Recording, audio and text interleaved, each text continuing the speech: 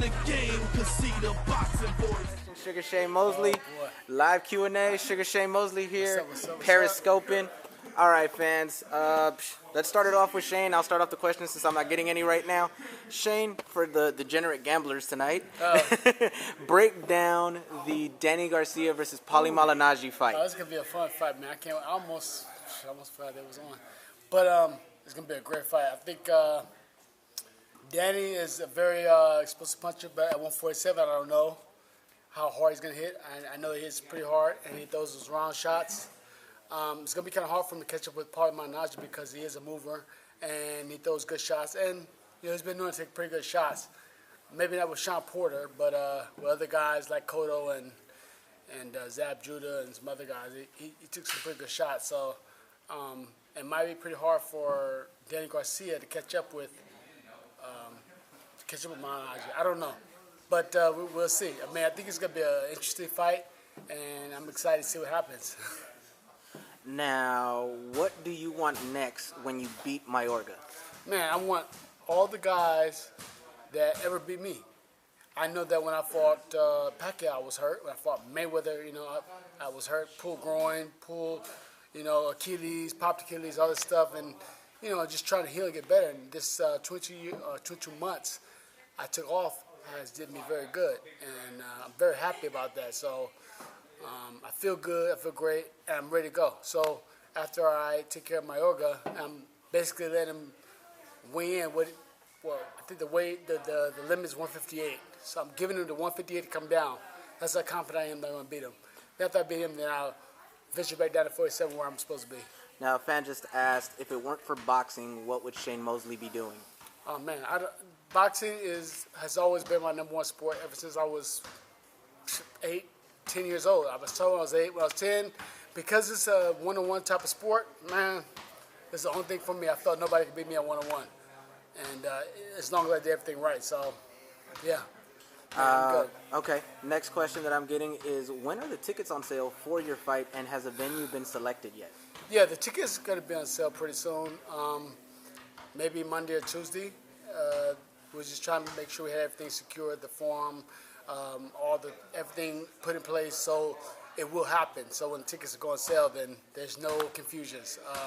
We have DirecTV, DirecTV on demand, and all the cable companies. So you can go to your cable provider and get the fight. It's going to be the undercard is going to be Nouveau, the Knockout Series Nouveau, which Rocco and Demar Artus is going to be on that undercard, and they're going to be on the knockout show, so you can watch Nouveau first, watch the undercard, and then you can come to pay-per-view and watch mine.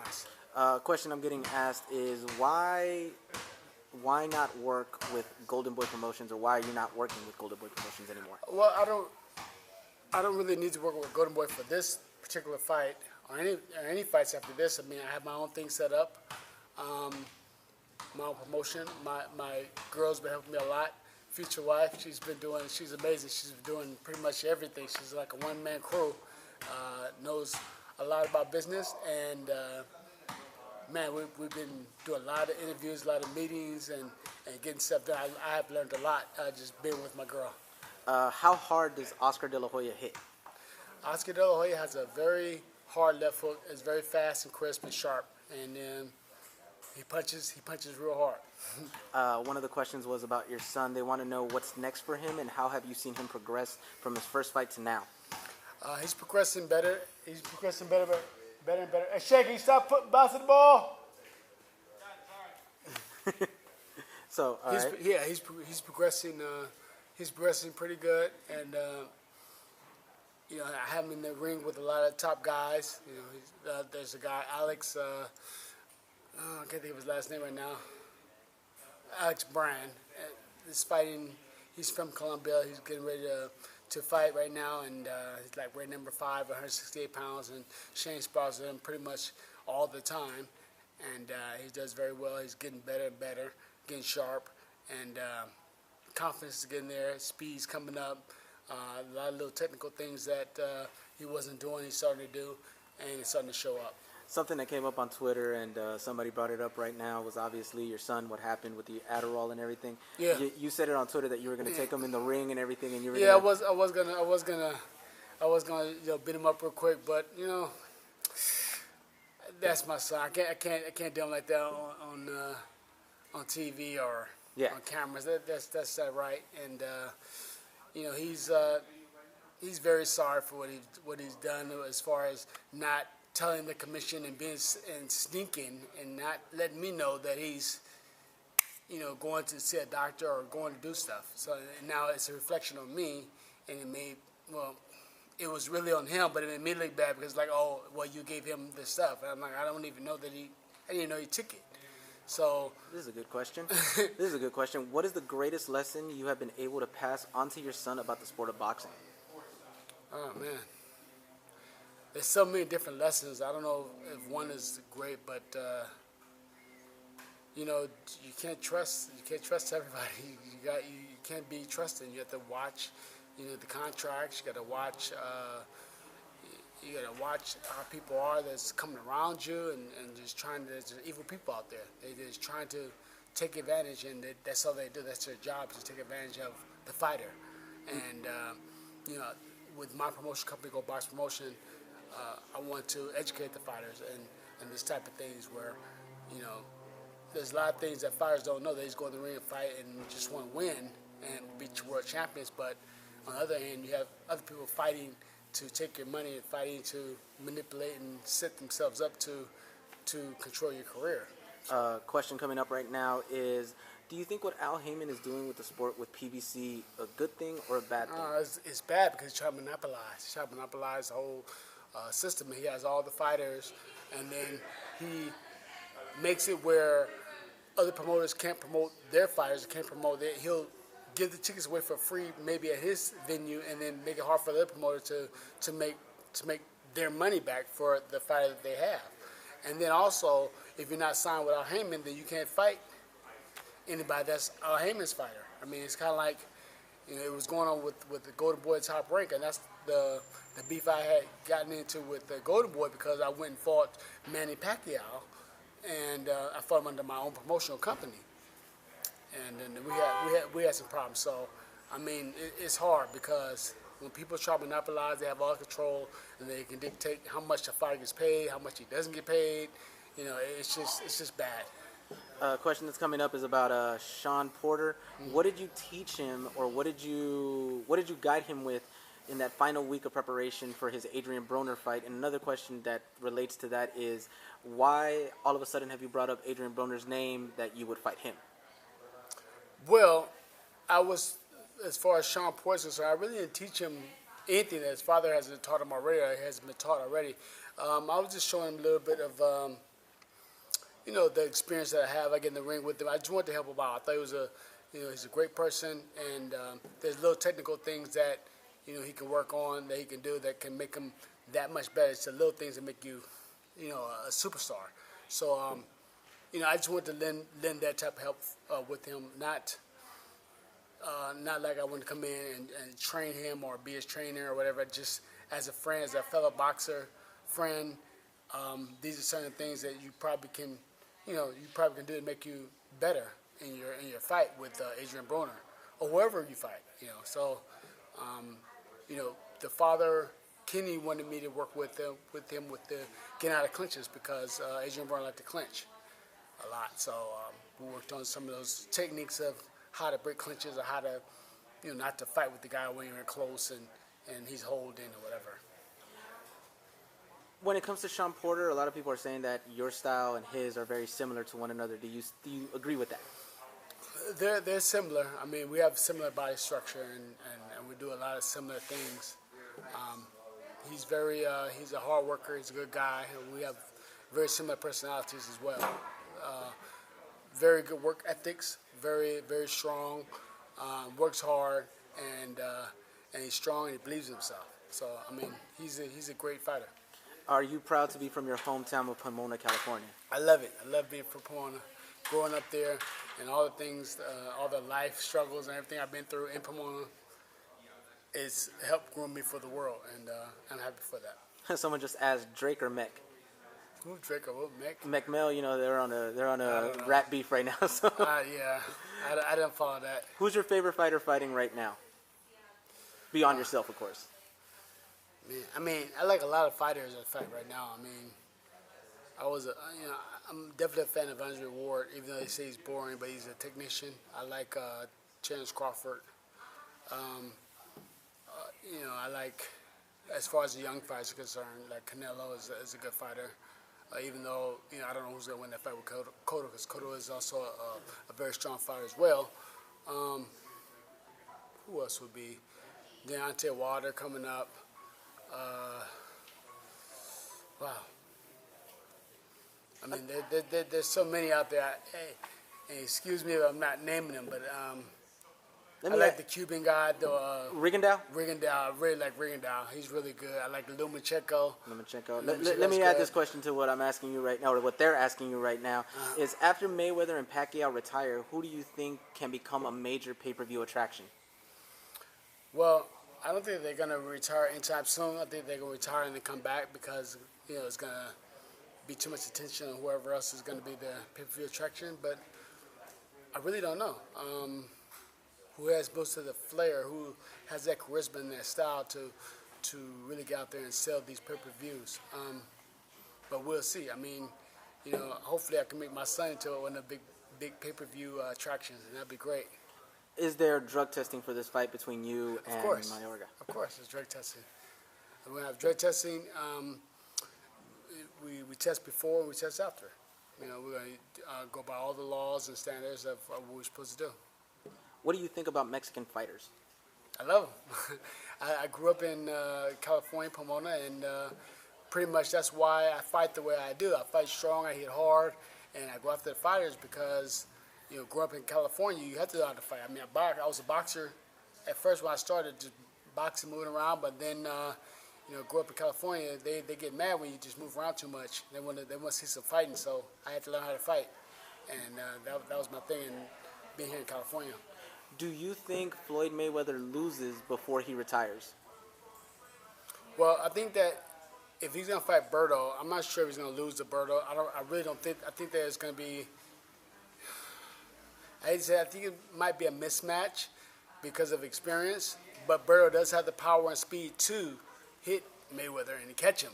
He does have that power and he has that speed and that unpredictability. But I just don't think that's going to happen.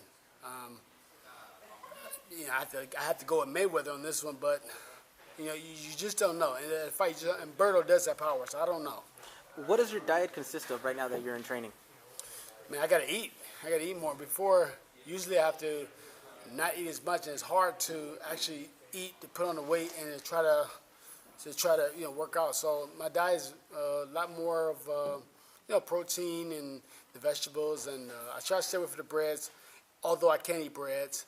And, I get a lot of protein drinks, and so I'm just building myself up, just making myself stronger. Do you wish you were in your prime at this moment so you could beat the shit out of all of these young fighters? You know what? I think I can beat the shit out of these young fighters right now. Not being in my prime, and that's probably one of the reasons why I'm here. I believe that when, now that I feel better, now that I'm healthy, I'm strong, man, I thought I could beat anybody.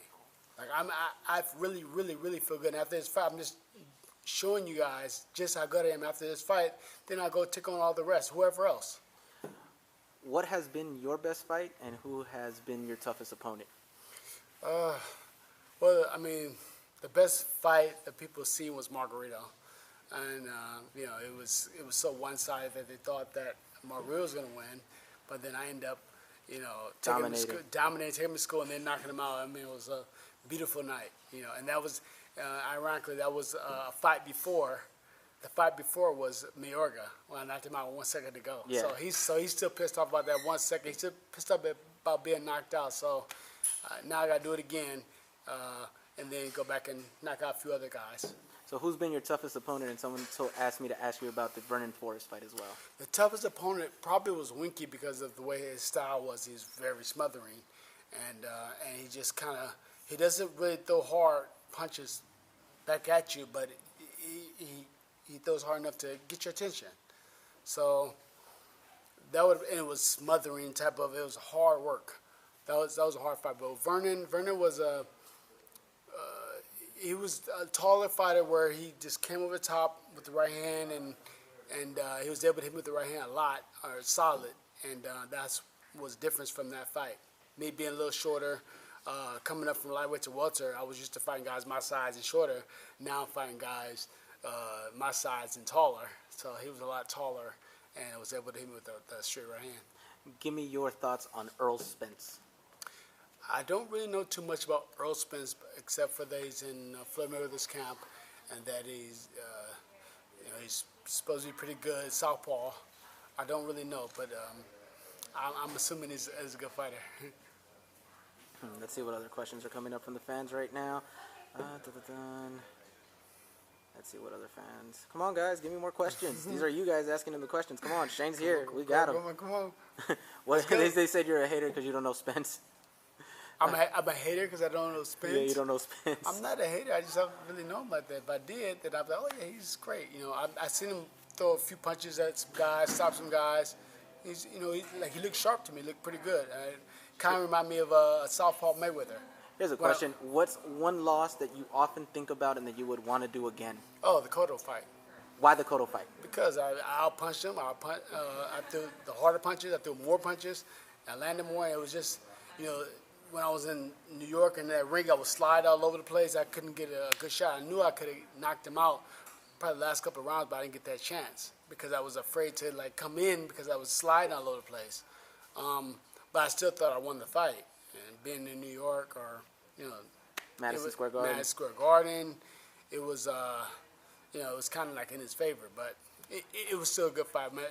Cotto fought a good fight. I was surprised by his punch power. I was surprised by, how he got his shots off. He's really, really good.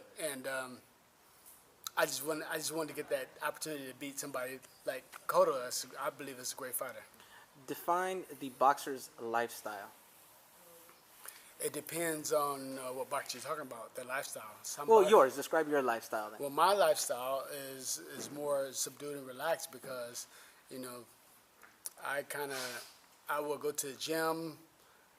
I'll wake up in the morning, go for my run, come back, eat breakfast, do my stretching, whatever.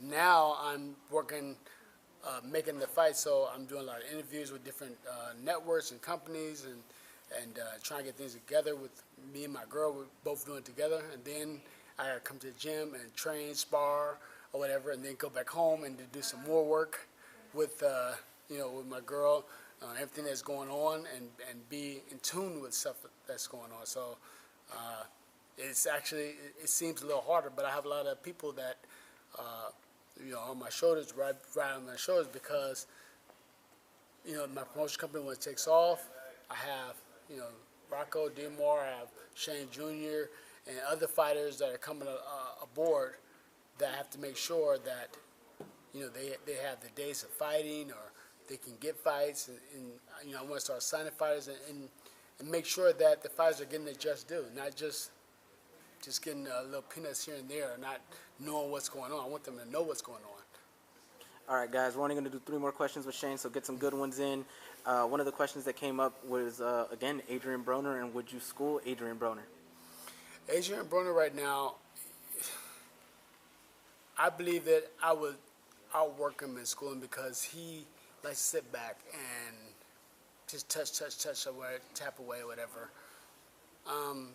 It'll probably be the same way that Sean Porter attacked him, but it's, I believe I hit harder than Sean Porter, and I have more punching power than Sean Porter. Even though Sean Porter is very strong physically, I believe that the hitting power is different. So, Adrien Broner, he's on the young guy level where he's fighting, the young guys, Sean Porter, the Terence Crawfords and all of them. I'm looking for more of the Mayweather and Pacquiao Canelo and Cotto, maybe Canelo, like the bigger fights like that. And I'm just going to show you guys I can do it by beating Mayorga. Were you serious about Khan? Yeah, and then Khan, if he wanted it, Khan, the other guy that fought Pacquiao, Algieri, Chris Algieri. I'll go ahead and take a few of those guys out. But yeah, I mean, I'm ready to go. All right, 2 more questions. These are really good ones. Are there too many belts out there that have paper champions just running about? Yeah, I believe so. Too many belts. Before it was the WBA, WBC. Now it's IBF, WBO. IBF. But IBF is kind of good, but WBO, those are kind of good. But it's kind of they come up with the UBO and IBO and all these different titles. You don't know what to think. I think that maybe we should have like one champion or maybe even two that can battle each other to see, each section by to see who's the best of what. All right, final question. Are there any young champions out there right now, or young fighters, and I know we got to this one already, but any young fighter out there, one that stands out to you compared to the rest? I know you mentioned Thurman, you mentioned Terrence Crawford. Thurman's good. Thurman, Terrence Crawford. Man, I wish I could. Let me see. I really like Terrence Crawford. Really stands out to me. But who else is young? There's a few out there. I'm not. Lomachenko really stands out to me too. He was very, very good. But to come out and fight for a world title after his first and second fight, wow, and do as good as he did. Yeah, he's a great fighter already. I can't see right now who I think that there's a lot of great fighters out there. I gotta sit there and watch. I can't think right now. All right, man. Well, we'll do this right here. Everybody, Shane Mosley saying peace out. Peace out. BoxingVoice.com, always bringing you guys. We will continue to bring you Shane Mosley before his fight and after his fight, and even going on. Shane, anything else you got to say to the fans? Hey, man, watch me. August 29th, it's my own venue. I'm not fighting nobody's undercard. It's going to be mine. It's going to be at the Forum. Watch it. August 29th, DirecTV, or, come down to Staples. Not Staples, sorry. Come down to the Forum. Check it out. And it's going to be a magical night. I can't wait. Thanks for the time, Shane. Thank you.